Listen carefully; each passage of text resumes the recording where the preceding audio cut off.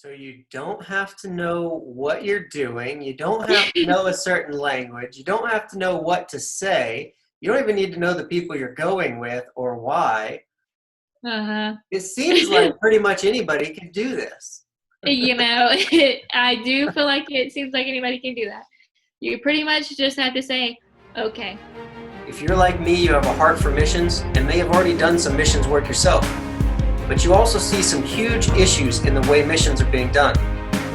Like, why are we still sending out monthly newsletters in a digital age when technology allows for instant updates in the palm of your hand? Or why are we convinced that we need to raise 2 years' support before going when all 12 disciples dropped what they were doing and walked away? Or why are we allowing denominations to decide who can and cannot go do what God is calling them to do just because of things they've done in their past? And at what point did we brand following Christ to be a life of scarcity and sacrifice when it's truly a life of abundance and privilege? These are some of the glaring questions in the missions world today. And Watch Missions Live is here to reshape the way you see missions. It's time for missionaries to rise up, create a shift in perspective, a change, a revolution in the way things are done, and give you the real story, one of abundance, fulfillment, and privilege. My name is Aaron Jennings, and welcome to Watch Missions Live.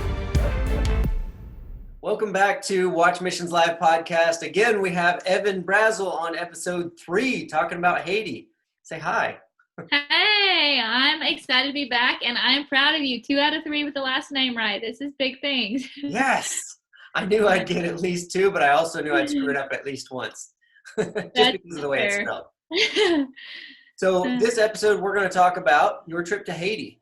Tell us, how long was this trip and what were you going to do? Okay, so Haiti was a fun trip. I honestly, if you listen to the last episode, you'll probably notice a trend, kind of the same idea. I just randomly was like, hey, maybe I'll go to Haiti, and I signed up and didn't really know what type of people were going. But it was a spring break trip, and so I think it was probably my senior year of college. And I signed up, and we left maybe on a Saturday and came back the next Sunday, so it was like 7 or 8 days. And we went to do it was a little bit different than the last trip I went on, where this one we were able to do a lot of direct evangelism, and we went on a lot of prayer walks, and attempted to speak to a lot of the locals and just kind of love on them, and then still did some of that VBS type of stuff where we went to different schools and led kids and different stuff. Okay, so VBS, putting on Bible schools for the kids. And then for some people that don't know, because it's funny, I grew up in a Christian home, church, ministry, heart for God, everything else. But I had never actually, I can't recall, but I raced motorcycles for a long time and hit my head a lot. But I can't recall hearing about prayer walks where we just walked around the town praying. And so tell us, what were you doing on your prayer walks? Just explain it for those who maybe have never heard of a prayer walk. Okay, I'm glad you asked, because that was my first experience prayer walking, and I was very thrown off going on the trip. Yes, exactly. And I'm just a very tangible person, so I wanted to be able to do something and build Right. something or dig a hole, or and feel like you can look at it and see that I made it. Dig a hole and baptize people. Come on. Yes, exactly. And so when they said we're gonna go pray walking, I was like, okay, sure, here we go. We're literally just gonna walk around praying? I don't get it. Yes, that's exactly how I felt. But I just went for it. And so the first couple times it literally felt like that. I was like, we were walking around. If you listen to the last episode, I went to Honduras, and everybody takes Spanish, I feel like, so I could communicate somewhat there. I don't know anybody who's taken Haitian Creole. So No. I had no idea what these people were saying, and I thought that I was going to be able to figure it out, but I couldn't. And so I'm like, these people probably think we're nuts. We're just a group of Americans walking around talking to, it looks like thin air to them. Right.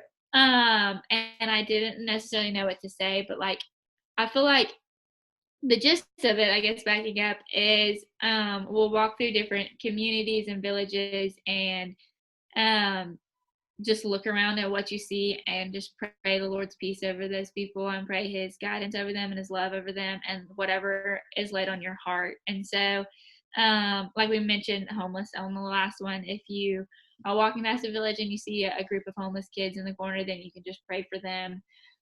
If you see a pregnant mother or whatever it is, then you just, whatever the Lord points out to you, you can pray for them. And I will say initially it's super weird, especially if you're like one of us that just didn't grow up ever hearing about prayer walking. Right. But as you spend that time with the Lord and as you walk around and see how these people are living their lives and what their daily, just like mundane Monday looks like, and experiencing that with the Lord, then it just kind of becomes second nature almost, and you're just are walking around having a conversation with the Lord, but it's amazing. Yeah.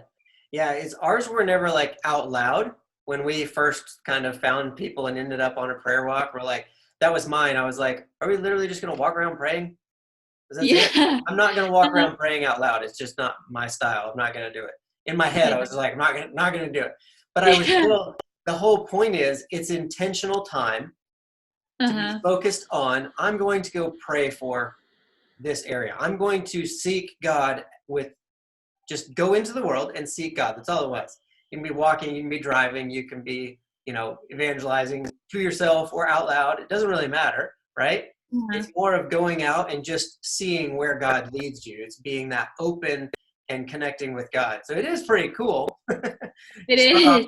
Start off praying in your head if you want, if it makes you feel better. But yeah, that I'm with you. I did that too. I would look around and I was like, okay, I'm just gonna I'll pray, but I'm gonna do it in my head. It's like baby step.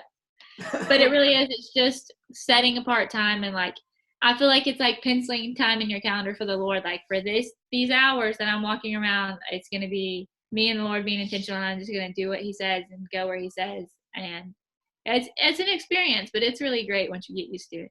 Right, and it's the intentional part that makes it powerful, because it kind of takes the distractions away too. If you try to sit at your house, or like I work in my office all the time. If I try to sit down in my office and give God time, I still have my whiteboards in front of me telling me everything I need to create and do. And I still have, everything else going on.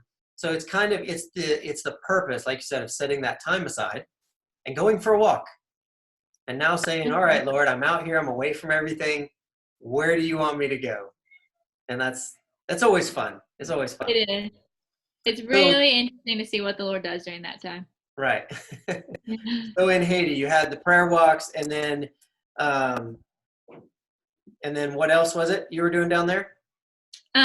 We did. So there's a couple that goes to my church that has an orphanage down there, and so we did a lot of. I mean, obviously they're a very busy couple. It's them and they have a couple from Haiti, and then like I think there was 13 kids that were there.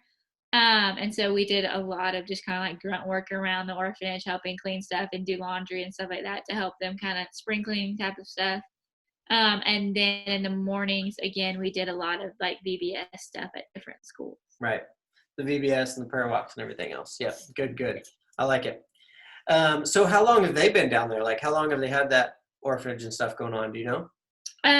I believe I want to say about 5 years. Theirs is a really cool story, but they were kind of, the Lord just put it on their heart out of nowhere that they wanted to move down there. And so they had gone to visit a couple times and then ended up adopting. I think their oldest one is the first one that they adopted was a little boy. And then through that and through how the time just like passed, they decided that this isn't just something that they want to do these long trips and adopt a kid. They want to make this their life, and they bought a house down there and then have the orphanage across the street. So nice.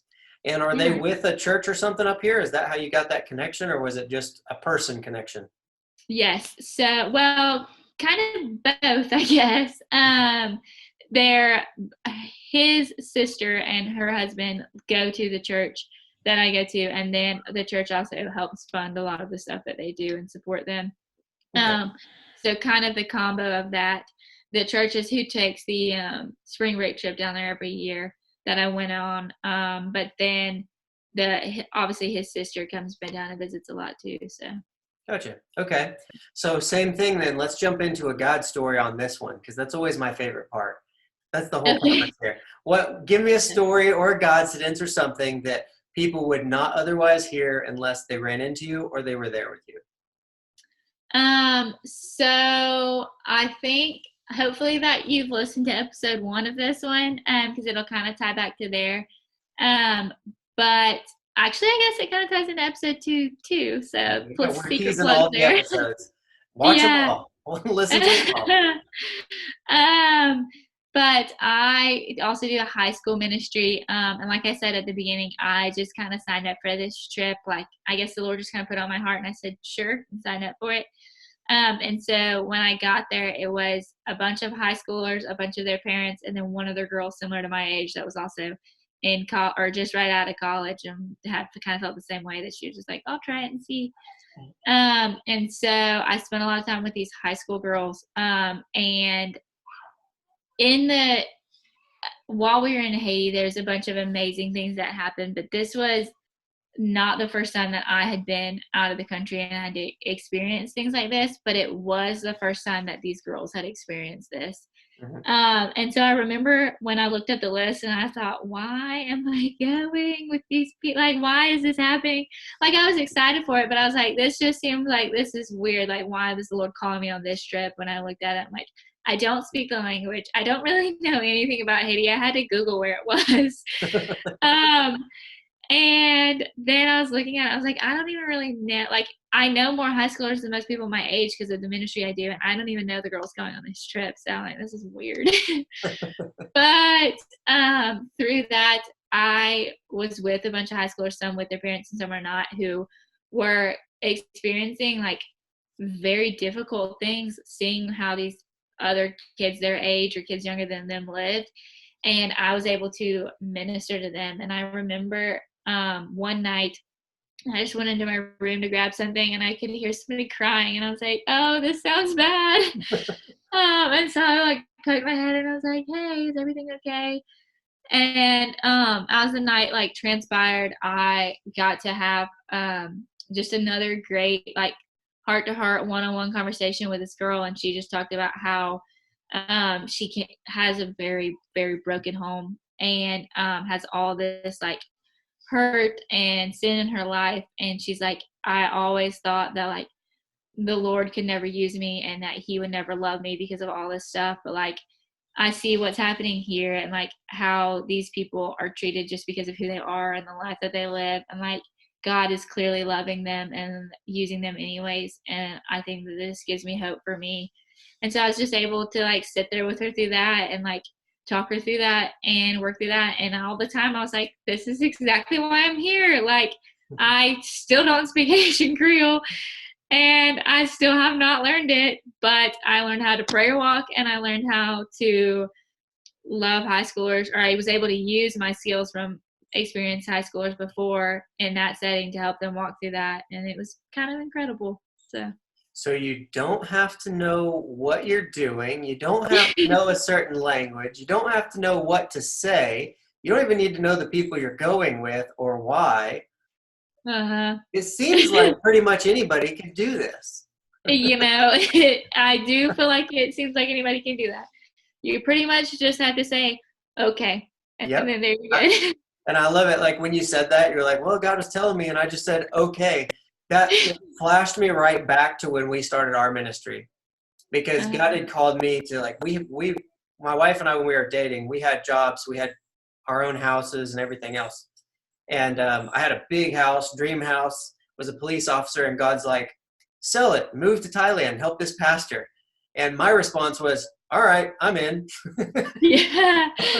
And I brought it up to my wife now, we were dating at the time, just as feelers. I didn't tell her yet, you know, I mean, we're still dating and everything else. But I was like, what would you think if we just, I don't know, sold everything and traveled the world? And she goes, that might be fun. That's amazing. So when you were like, I just said, okay, I was like, that's exactly what we said. We were just like, okay, let's do it. And it's awesome. It is. It's really like that just shows you that can be the beginning of like so many great things, and you don't have to even have the slightest clue like how the Lord's going to use that. Okay, or that could be fun, Yeah, but clearly He's going to. He just needs that willingness. right. And that's like one of the biggest things Watch Missions Live is all about, is telling people this is not a scarcity thing. This is not a sacrifice thing. It was an amazing trip every single time. Mm-hmm. Every time. We grew as a person, we helped people or got helped by people, and it was just like the greatest experiences. Yeah.